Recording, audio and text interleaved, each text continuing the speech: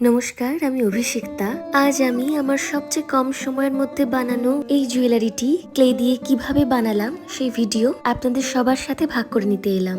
৮ পৌরের শাড়ির সাথে নথ পরতে ভীষণ ভালো লাগে, তাই না? যে কোনো উৎসব, আনন্দ, পুজো পার্বণে শাড়ির সাজের সাথে নথ পরলে দেখতে কিন্তু বেশ দুর্গা ঠাকুর লাগে। আর আমার আজকের এই নথটি বানাতে এমন কিচ্ছু হাতি ঘোড়া শিল্পের দরকার পড়ে না। কিছুদিন আগেই একটা ইমিটেশন জুয়েলারির দোকানে গিয়ে এই নথটি কিনে এনেছিলাম। তারপর বাড়ি এসে নথের উপর থেকে ওই যে জলজলে হীরের মতো দামি পাথরটা ওইটা খুলে ফেললাম। এরপর আর কি, সামান্য একটু ক্লে নিলাম, তার সাথে মেশালাম সফট প্যাস্টেলের রং। এরপর এক এক করে লতা, পাতা, গোলাপ ফুল সব বানিয়ে ফেললাম। আর সাথে বানালাম দুটি টিয়া পাখি। ক্লে দিয়ে বানানো এই পাতা, ফুল, পাখি এগুলো কিন্তু কাঁচা থাকতে থাকতেই নথের উপর বসিয়ে দিতে হবে। আর এরপর সবকিছু ফেব্রিক রং দিয়ে রং করে নিলাম। যদিও আমার নথটি শুধুই খুব ভালো লেগেছিল, তবুও একটু ক্রিস্টাল পাথর, একটু বিডস দিয়ে নথটাকে আরেকটু সাজিয়ে নিলাম। আর এই তো আমার নথ তৈরির কাজ শেষ। আর এই যে আমি শাড়ি পরে সেজে গুজে নথ পরেও নিয়েছি। আর হ্যাঁ, সবশেষে সেই একটি কথাই, আমার আজকের এই ভিডিওটি আপনাদের কেমন লাগলো আমাকে অবশ্যই একটি কমেন্ট করে লিখে জানাবেন।